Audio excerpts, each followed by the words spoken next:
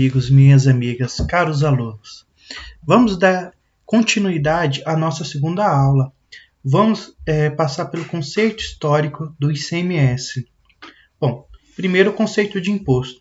Imposto é o tributo cuja obrigação tem por fato gerador uma situação independente de qualquer atividade estatal específica relativa ao contribuinte.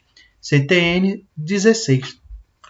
Quem me acompanha desde o módulo anterior, eu peço que, se você ainda não assistiu o módulo anterior, que assista, porque é o nosso módulo introdutório de direito tributário, onde eu explico todas as nuances, eu explico vários artigos da nossa CTN e da nossa Constituição, ok?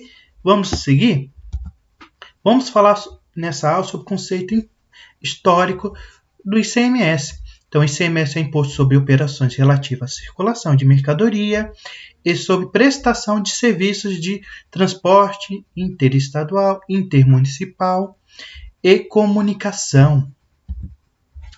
Vamos entender a evolução do ICMS nas constituições. Ele surgiu a partir o conceito de ICMS, começou a conceituar esse imposto, começou a partir da Constituição de 1934, que tinha o IVC.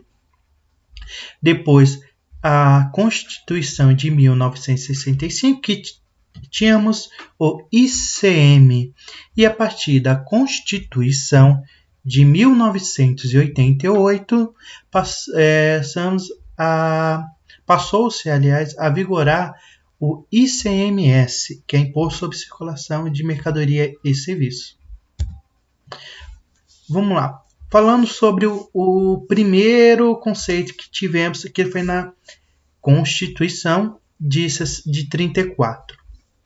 Foi criado pela Constituição de 34, era um imposto sobre venda e consignação que tinha incidência em toda a cadeia mercantil, incidindo sobre o preço integral. Era, portanto, um imposto com incidência em cascata, sendo assim, em cada uma das sucessivas vendas de uma mesma mercadoria, a começar do produto até o consumidor final, o IVC era exigido repetidamente sobre a base integral, preço da mercadoria. Depois tivemos, a partir de 1965, com a emenda constitucional de 18 de dezembro de 1965, foi criado o ICM com substituição do IVC. Na realidade, não foi uma Constituição, né? Foi uma emenda constitucional que substituiu o IVC. Ao invés de ser cumulativo, como o IVC, o ICM passou a incidir apenas sobre a riqueza gerada. A inovação do ICM advém do que diferente do IVC, não apresenta as características de cumulatividade própria do imposto em cascata. O pagamento do ICM era feito sobre o valor agregado. Isso é a diferença maior entre o valor da operação tributada e o da operação anterior. Em 88, através da Constituição Federal de 88, o atual sistema tributário nacional entrou em vigor em 1º de março de 1989, extinguindo os impostos especiais de incidência única de competência federal. Os 3 impostos únicos federais: combustíveis, lubrificantes líquidos e gasosos, energia elétrica, minas do país, desapareceram ao impacto da Constituição de 88. Tais produtos foram incorporados ao campo de incidência do ICMS.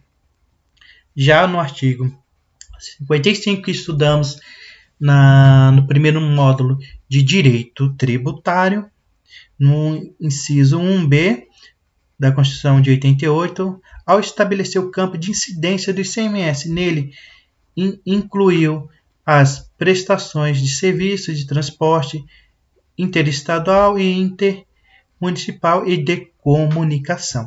Então, houve uma maior abrangência do ICMS e foi acrescentado o S, que é de serviços, no caso de comunicação e transporte interestadual ou intermunicipal.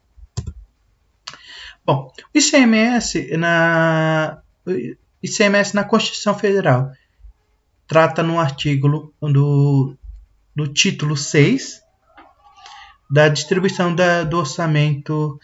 Temos o capítulo 1 dos sistemas tributários nacionais. Temos o artigo 15 tais impostos, dos impostos estaduais e federais. Então, esse aqui foi um breve apanhado de como surgiu o ICMS, como se deu esse imposto, o nascimento desse imposto. E vamos à próxima aula. Muito obrigado a todos.